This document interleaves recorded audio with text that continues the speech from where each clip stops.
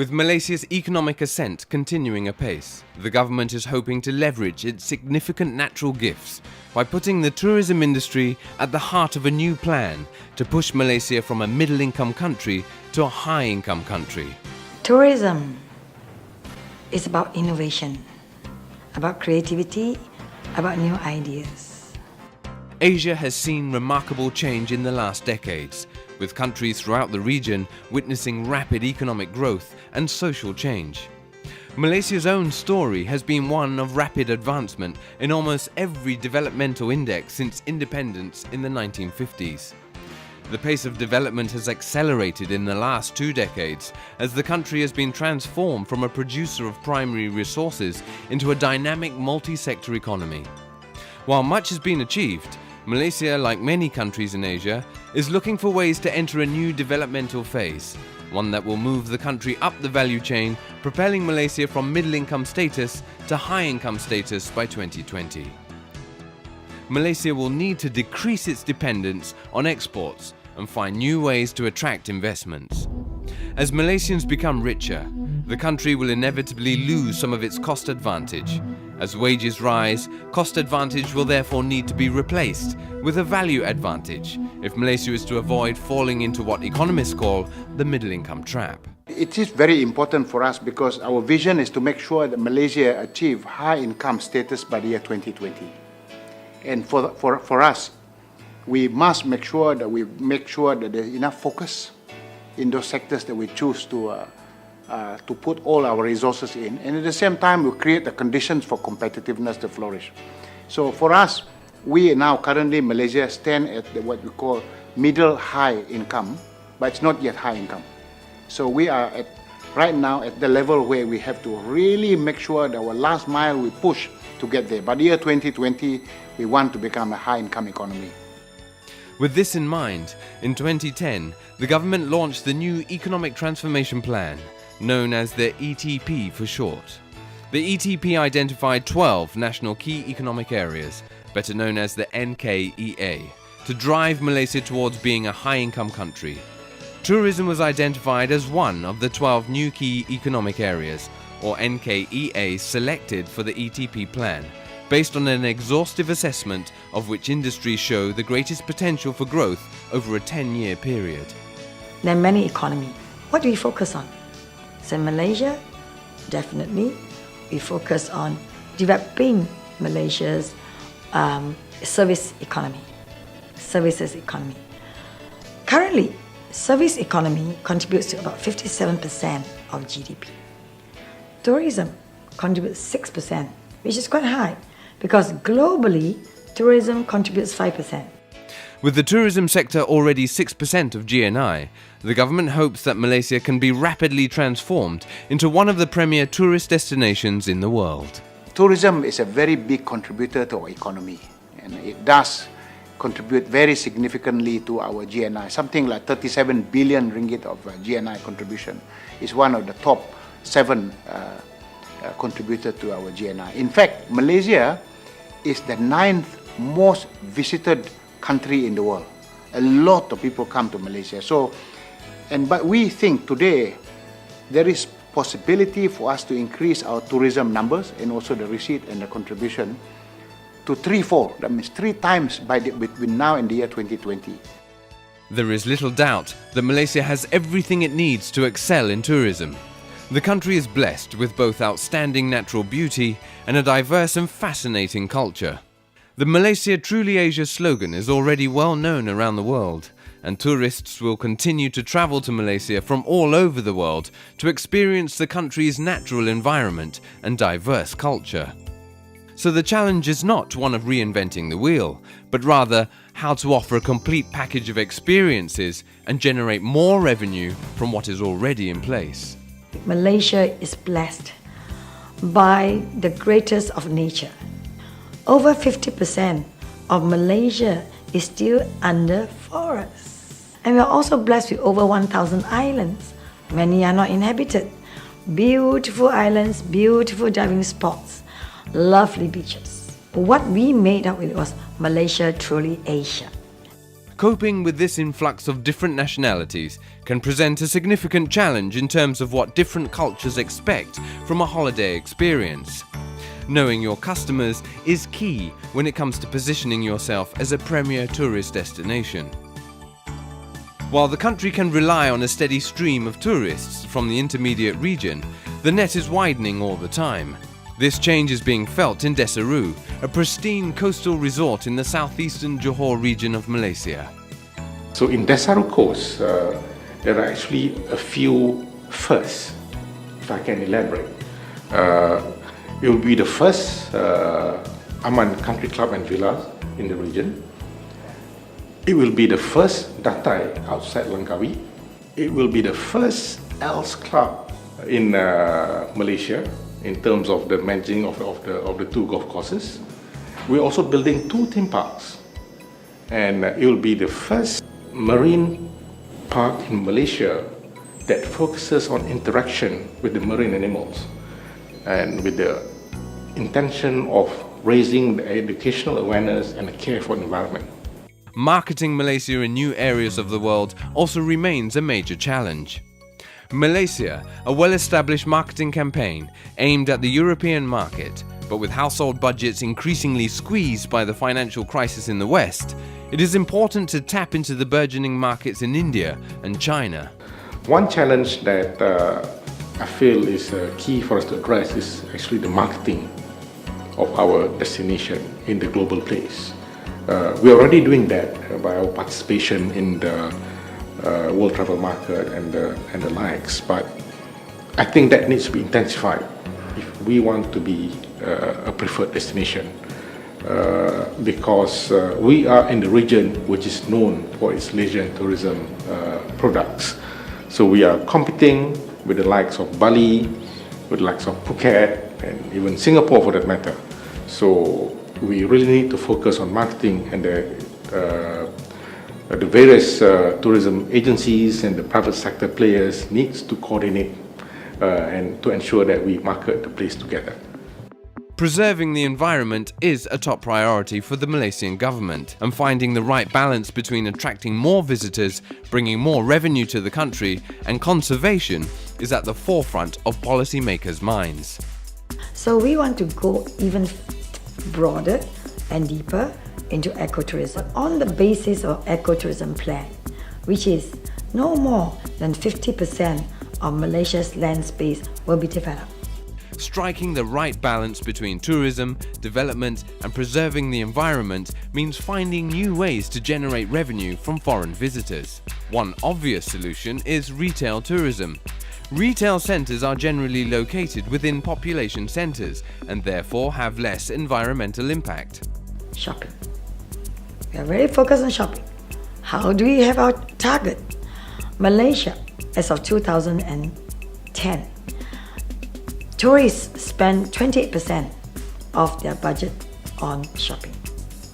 Okay? But we want to move it to 38% by 2020. In Malaysia, come and buy cosmetics, come and buy all your branded goods, come and buy your jewelries. It's all duty free. Malaysia is a bargain comparing to Singapore. You know, not only hotels, but in terms of food, shopping, we are a lot more reasonable. Perhaps it could be the exchange rate that make a difference, but again, you know, it would be shopping heaven, for travelers down to this part of the world. One of the biggest new retail centres in Malaysia has been built in Johor. Johor Premium Outlets was conceived as a centre for premium outlets that would attract visitors from across Southeast Asia. Well, maybe because the whole Asian community are crazy shoppers, but that's besides the point. I have to say, for Malaysia, probably it was a very compelling proposition. If you talk of Malaysia, is very well known as a tourist destination, and it's also has a great. AirAsia, I think, is well known, has really contributed to tourism and travel, and is a Malaysian based airline. And especially for tourists looking for something different, especially from the Middle East, Malaysia is right in the middle of the Southeast Asian hub, if you want. Yeah. We are very proud, okay, to be the first premium outlet center in Southeast Asia. Premium outlet centers are a brand that is well known to shoppers around the world, and to be able to bring this platform to Malaysia was an achievement in itself. Okay, the nearest sister properties is actually in Japan and Korea. And when we first opened Johor Premium Outlets, many people in the industry were very surprised that Malaysia could attract such an investment here. Vital to success of any attempt to increase visitor numbers to Malaysia will be a modern transportation infrastructure and the availability of high, medium and budget cost accommodation to cater for the different needs of tourists. Well, you see the new destinations, there is a certain element of investment that is required. That will not yield the returns that will make it attractive to the private sector. For example, infrastructure. So when we develop destinations, we identify new locations, and in order to promote the new location, you need to invest in infrastructure. And because of that, we have to make the investment, and the idea is to attract the private sector to later participate. So we provide the platform for the private sector to participate in the new destination. Intra-Asia travel is a leading factor for the growth in Kuala Lumpur, especially now, with AirAsia being one of the biggest budget airlines here in Asia itself, has managed to bring a lot of travelers down to this part of the world. So that certainly contributes to the growth of Malaysia. Malaysia has come a long way. In fact, a lot of emphasis and efforts has been put in by our government. Lots of things are happening. There are lots of hotels being built within the city area. You can see today, even within our city area, one of the common complaints they have is public transport isn't as good as they would like it to be. We are building a huge mass rapid transit, like the London Underground, that's being built as we speak today. The first line will be completed by the year 2017. We reduce traffic congestion. Another major focus for tourism industry development as part of the NKEA is to attract more conferences to Malaysia. The key to further development of this sector is to provide the infrastructure to attract business and conventions. Malaysia's Convention and Exhibition Bureau is charged with the task of making Malaysia one of the preferred destinations for business in the region. We have been given tasks under the economic transformation programs. We are given two entry points programs. One is the entry point 7, is international events, and the other one is EPP 10, which is business event. Under the business event, EPP 10, which we are focusing on the business event or the MICE, we are looking at making Malaysia a preferred destination and to make Malaysia one of the top 5 destinations for meeting by 2020. In 2010, we have 1.2 million. That was about 10 billion ringgit of revenue to the country from this sector. So by 2020, we would be able to generate an incremental gross national income of about 3.9 billion to the country from this segment, and it also will contribute to some 16,000 jobs opportunity to the country. It is important to note that though that the percentage of business tourism is small, but the contribution in terms of the revenue for the country is big. Here we are talking about average per delegate spend about 7,418, which is 3 times more than the leisure tourists when they come to Malaysia. So imagine that if one business tourist spend about 7,400, and if the number increase, then see how much we can get in terms of revenue and also economic impacts to the country. The value for money, where they have to pay, I would say, less compared to some other destinations in this region. For example, like if you talk about accommodation, you get 5-star hotel facilities when only pay at 4-star price.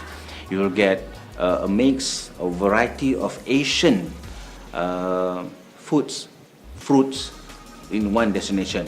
You will get all those culture of Asia in Malaysia.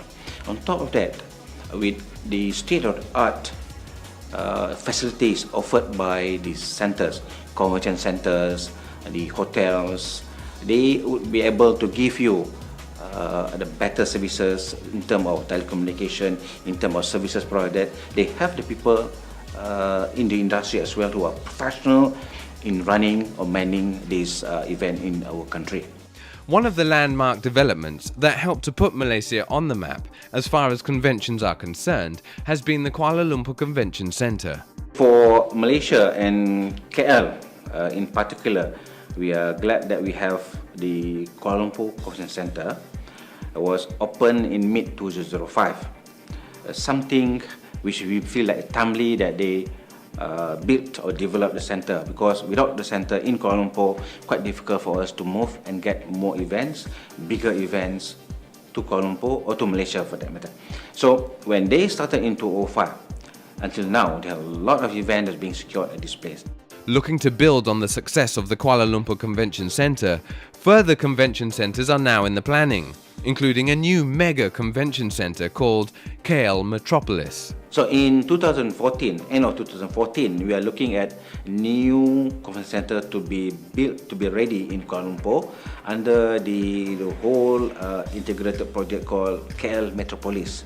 This center will accommodate about, will have about 1 million square feet. It's about 90,000 square meters of space.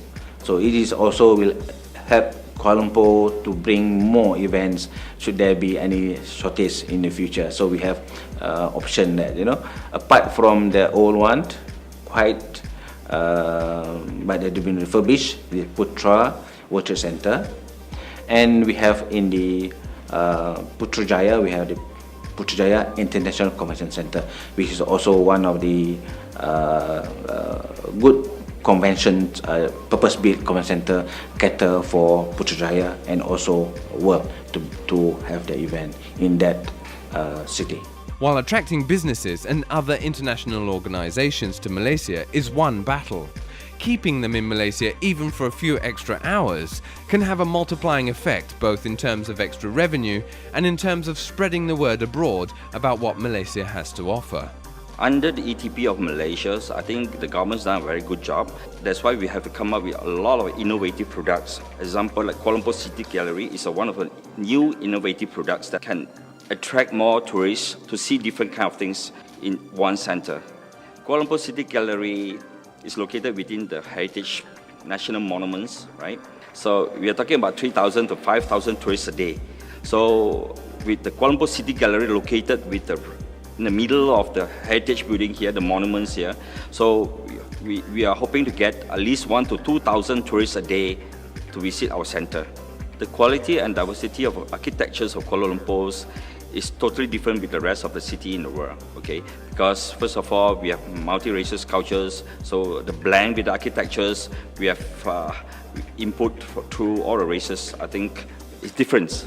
A key component of the Tourism NKEA is the promotion of family-oriented tourism attractions, including theme parks. The construction of several resorts is already well underway. 2012 saw the opening of Asia's first Legoland, a concept that has already proved to be extremely popular with Asian tourists visiting Europe. We need to continue to build upon our family tourism. We need to continue to build that. Theme parks. We need to have more theme parks. We need to have more resorts where people come together. So we are going to develop very major resorts. The Legoland theme park, as you know, was opened sometime in September this year, very successful. And we are in the midst of constructing the Lego Hotel, and it should be ready by Q1 2014. So when the hotel is ready, you will have a complete experience on the Lego, from the hotel to the theme park, and also they're planning for a water park there. We have a few investments in Iskandar, Malaysia. The first is an integrated development in Puteri Harbour, which is a waterfront development. We are building a traders hotel there, and it should be completed by Q1 next year. There will be some retail and F&B area as well, about 100,000 square feet.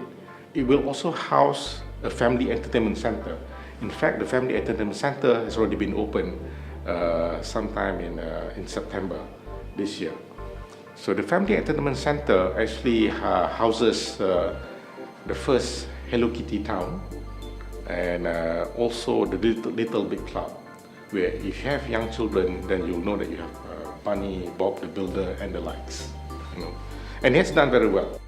Many within the tourism industry believe that training of new industry professionals as well as upgrading of the existing skills pool will be essential if the aims of the ETP are to be realized.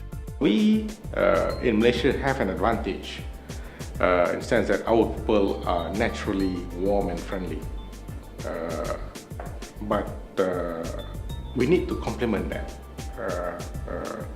You need to have them properly trained, and you need to arm them with the product knowledge of what they have in the country. Because ideally what you want is that you want all these 400 or 500,000 employees to be a tourist guide in their own right. There is a lot of tourism school in Malaysia, but we should have more. But what is more important is actually on-the-job training. And in particular with the established brand operators, because these people have the proper and proven training program, procedures and all that. So in my view, we should have more internship program where you have the student from the tourism school, and they have some time with to have on-the-job experience, and with the established brand operators and all that. 3 years into the ETP, the tourism sector has seen progress on every front, from retail parks, beach resorts, convention centres, cultural centres, and family resorts and theme parks. The full tourism matrix is taking its shape. While there remains plenty to do in terms of increasing capacity, such as improved transportation infrastructure and the developing of human skills, there is no doubt that tourism is playing a vital role in driving Malaysia towards the goal of becoming a high-income nation by 2020.